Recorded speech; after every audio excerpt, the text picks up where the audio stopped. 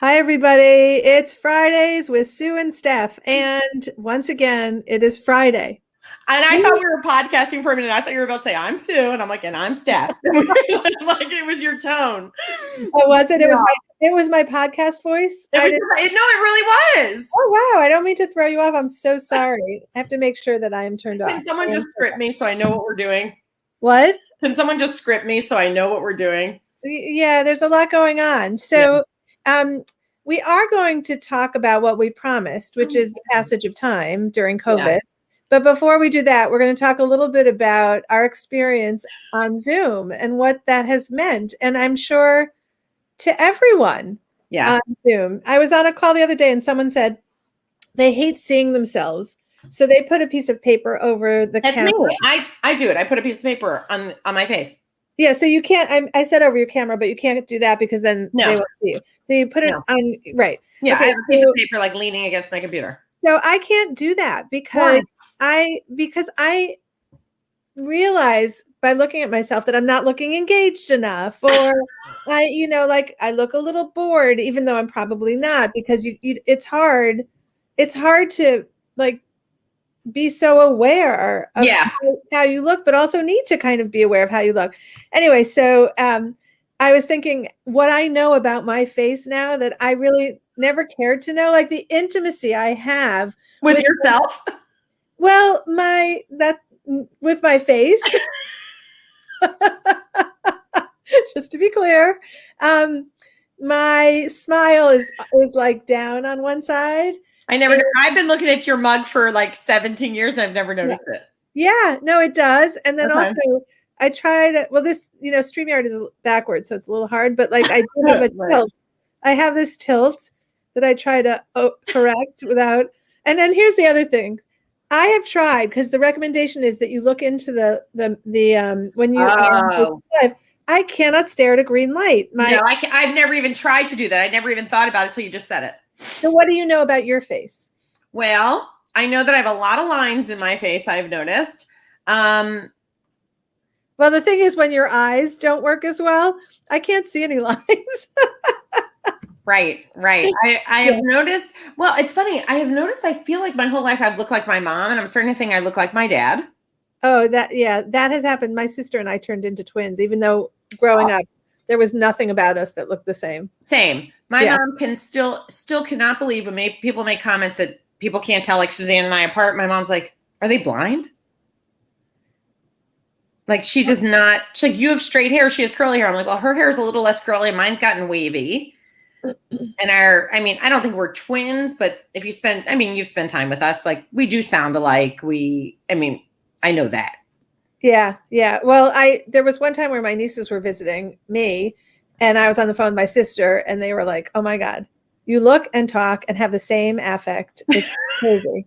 It's really crazy. Okay. So we talk about this every week without actually addressing it, but the passage of time during COVID is so hard to reconcile. Maybe life is always a little bit of this, but I really had this moment where I remembered that a year ago I had planned a birthday party for a friend, and it seemed like it could have been last week. It seemed like the intervening months could have been lumped together. I don't know why. I guess maybe because we don't go anywhere. I don't know. Yeah. I have that weird thing that I would say is analogous to raising kids, where, like, I always thought when people would be like, oh, the years fly by, and I'm like, not mine. Like, I feel like I've been parenting forever, like forever and ever and ever. Like, I can't even remember the before. And I feel like it shares that. And then other things where you're like, whoa, how did she get to be a senior? You know what I mean? Where you look at it and it doesn't make sense. I feel like COVID has a lot of that, where some of it, when I think back to I said something to a friend recently and I said, well, no, that was 2 years ago. They were like, mm-mm.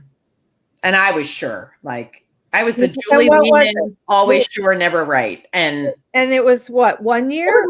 Yeah. Because it could go either way, where it was like 5 years. Yeah, totally. Right? Mm-hmm. Yeah. So I think, like, the raising kids thing for me was always like that, where like 10 games of Candyland was like 1 minute, but like a year seem to disappear. So I think that's always been the case. Yeah. Oh, look, there's my sister. Oh, your sister's She's Hi. on. You know what? We're gonna bring you on do you want to come on right now? Oh, we have to do it with Suzanne too. We're gonna do it next week, Ellen. Okay. But Suzanne was on one time. To be fair to Ellen, Suzanne was on one time without Ellen. Oh, Ellen, you want to be on? I'll send you.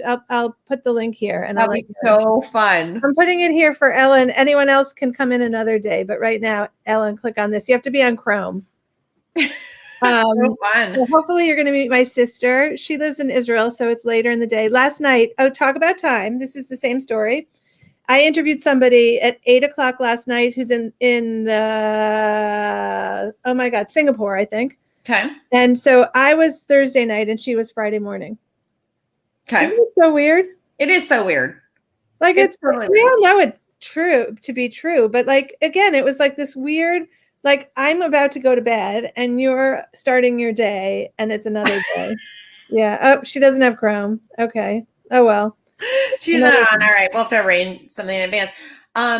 Wait, something else you said. Just all right. Anyone listening, if you want to be our guest today, click on that link and we'll let you in. Ooh, that's so fun. Yeah. That is fun. What an invite. Lori, if you're on, click on the link and join us. You have to go into Chrome though.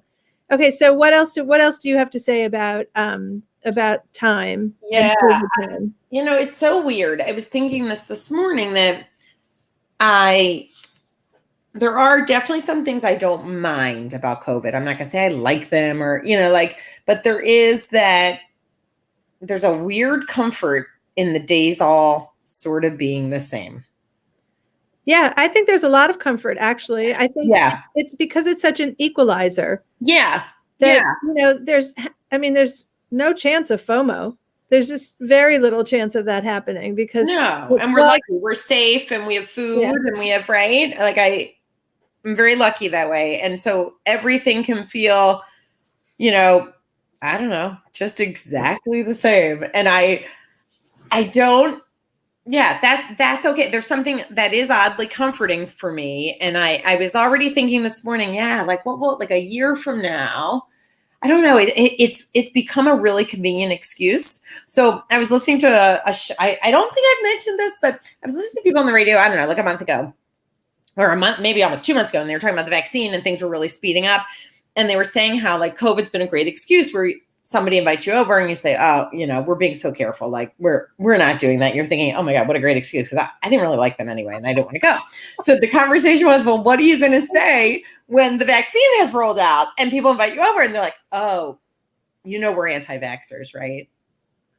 Like we're not getting the vaccine. So, I mean, for your safety, I just don't even think it's right for us to be there. And they were so funny. I have to think what I was listening to, but they were turning it every which way, how to use it to their advantage. It was making me laugh so hard.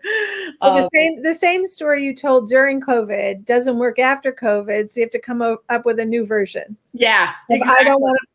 I don't want to sit at the lunchroom table with you. That's the story. Right. Because we're all still stuck in middle school. It's true. Yeah. And then, okay, here's the other weird passage of time. And I feel like every conversation we have leads back to this, which is Netflix. I don't know if I want to do this or not, but I was thinking if I would go back through my Netflix and like programs I've watched, I'm like, wow, I've really watched a lot of stuff. So has everybody, because every post that I deeply engage with is people giving out what they're watching. And, so I did watch, I think we did it one time. Maybe we'll do it. Tell us what you're watching right now in the comments. I'm watching the Durrells of Corfu, which is... I never even heard of it. Oh my God. It's so enjoyable. It's so... I just really... I thought you were making it up. It was like that time when you said Mozart in the Jungle. I'm like, she's making that up. That is not a show. It was a show and I loved it also. I know. Yeah, I did love that. I don't know why that didn't get picked up again. Oh, Yellowstone, Christina, I heard that's great. That's the Kevin Costner one. Oh, I just wrote down what I wanted to watch. You know what, Christina, what network, will you post what network that's in? Because I'm too lazy to look it up myself. Will you just put it in the chat? But I've heard it's great. And I guess the other question is, I love nature. I love the parks, all that stuff. So is there great scenery too? Because that sounds like so satisfying. And of course, Kevin Costner is so cute. I put on my calendar, Let Them All Talk, I think, with Meryl Streep and Candice Bergen. It's a movie. Something about. And I'm going to watch it Saturday night. Dan hates Meryl Streep. I was going to take that back, but no, that would be a truth. He does not enjoy her. He doesn't know her personally. Oh, Christina, thank you for letting us know. It is not family friendly. It is not family friendly like how I've heard Bridgerton is not family friendly, or is it not family? Yeah, I'm curious. What is it? Language? Is it? Oh, thanks, Christina. Is it Christina, language? do you want to join us? You could click on the StreamYard if you have Chrome, and you could be on the screen with us. We would love to meet you. Yeah, you should totally come on. And any I would say delusions of vanity or how you have to look, I hope we have really squashed that. Well, we've made the bar very, very low. Because we're all about how other people feel. So we want to make sure that we're making everybody feel super comfortable.